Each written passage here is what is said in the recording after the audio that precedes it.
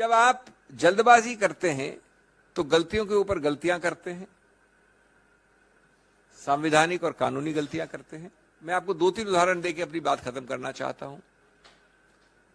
ये वारदात कोलार कर्नाटक में हुई, 2019 में हुई। उसकी कंप्लेंट कहां दर्ज की गई? सूरत, गुजरात में, 1-2 जगह और भी की गई, बिहार में, रांची में। तो जब ऐसा होता है कि वारदात, फौजदारी वारदात कहीं हुई हो अमुक जगह और फौजदारी वारदात की कंप्लेंट किसी दूसरे प्रदेश में हो, तो कानून विधायिका ने बहुत पहले एक संशोधन द्वारा एक नया प्रावधान बनाया था, कई वर्ष हो गए, जो बाध्य है, जो स्पष्ट है कि जब ऐसा हो तो आपको एक 202 कहते हैं, उसके अंतर्गत एक निरीक्षण परीक्षण करना पड़ेगा, इंक्वायरी करनी पड़ेगी, या तो मजिस्ट्रेट खुद करे या पुलिस द्वारा करे कि क्या उस मजिस्ट्रेट का अधिकार क्षेत्र बनता है। जब तक वो मजिस्ट्रेट ये शुरुआत में नहीं करता है इंक्वायरी, तब तक वो कंप्लेंट से आगे नहीं बढ़ सकता।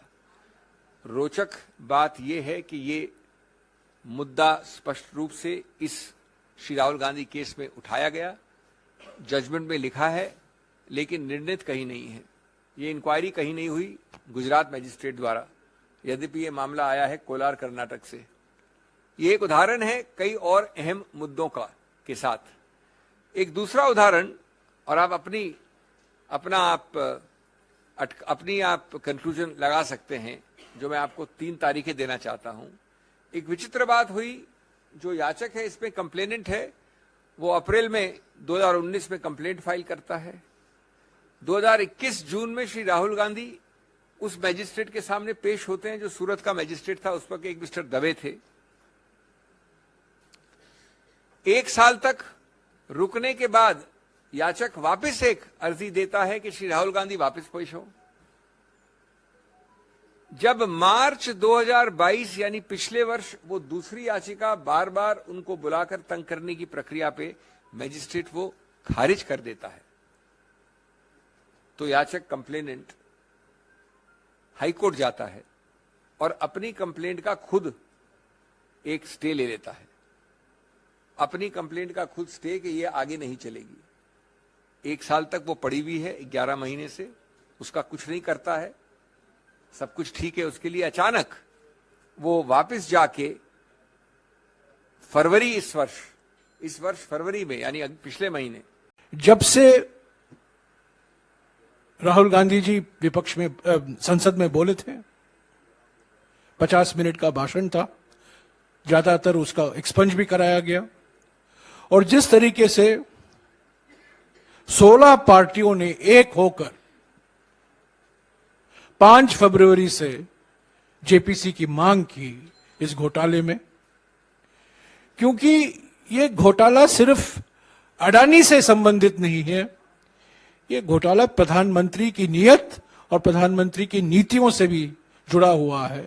इसीलिए हमने जेपीसी की मांग की। आज भी हमने मांग की, कल भी हम करेंगे, परसों भी हम करते रहेंगे। और इस अडानी घोटाले से ध्यान हटाने के लिए आज इनको कीमत चुकानी पड़ी है। तो एक तरफ राहुल गांधी जी की कोशिश और दूसरी तरफ प्रधानमंत्री की साजिश। ये साजिश बनाम कोशिश, एक तरीके से आप इस तरीके से देख सकते हैं। सिंघवी जी ने तो कहा, कानून के अनुसार अगले कदम हम लेंगे, समय है हमारे लिए, और कानून में कई ऐसे दरवाजे हैं हमारे लिए जो हम खटखटाएंगे। पर यह सिर्फ कानूनी मुद्दा नहीं है, ये मौलिक तौर से राजनीतिक मुद्दा है। मैं बार बार कह रहा हूं, आज भी दोहराऊंगा, ये प्रतिशोध की राजनीति, धमकी की राजनीति, उत्पीड़न की राजनीति का एक नतीजा है, एक मिसाल है।